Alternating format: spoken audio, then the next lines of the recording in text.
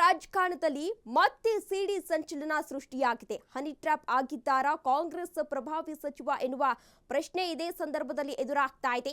ಇನ್ನು ಕೈ ಪ್ರಭಾವಿ ಸಚಿವನಿಂದಲೇ ಈ ರೀತಿ ಮಾಡಲಾಗ್ತಾ ಇದೆ ಎನ್ನುವ ಮಾಹಿತಿ ಸಿಗ್ತಾ ಇದೆ. ರಾಜ್ಯ ರಾಜಕಾರಣದಲ್ಲಿ ಮತ್ತೆ ಸಿಡಿ ಸಂಚಲನ ಸೃಷ್ಟಿಯಾಗಿದೆ.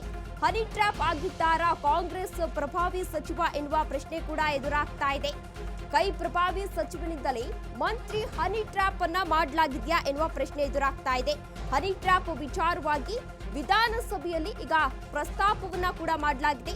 ಸರ್ಕಾರದ ಕಾಲಿಳಿದು ಚಾಟಿಯನ್ನ ಬೀಸಿದ್ದಾರೆ ಶಾಸಕ ಸುನಿಲ್ ಕುಮಾರ್ ಎನ್ನುವ ಮಾಹಿತಿ ಇದೀಗ ಸಿಗ್ತಾ ಇದೆ. ರಾಜ್ಯ ರಾಜಕಾರಣದಲ್ಲಿ ಮತ್ತೆ ಸಿಡಿ ಸಂಚಲನ ಈಗಾಗಲೇ ಸೃಷ್ಟಿಯಾಗಿದೆ. ಹನಿ ಟ್ರ್ಯಾಪ್ ಆಗಿದ್ದಾರಾ ಕಾಂಗ್ರೆಸ್ ಪ್ರಭಾವಿ ಸಚಿವ ಎನ್ನುವ ಪ್ರಶ್ನೆ ಇದೀಗ ಎದುರಾಗ್ತಾ ಇದೆ.